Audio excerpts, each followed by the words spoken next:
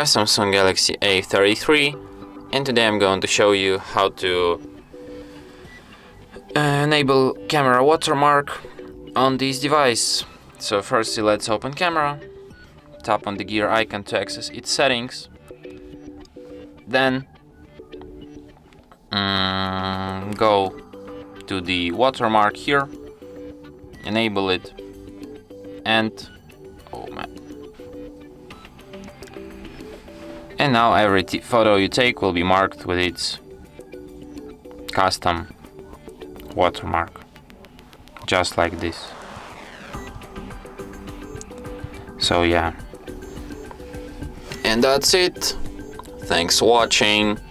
If you find this tutorial useful, don't forget to hit that like button and subscribe to our channel.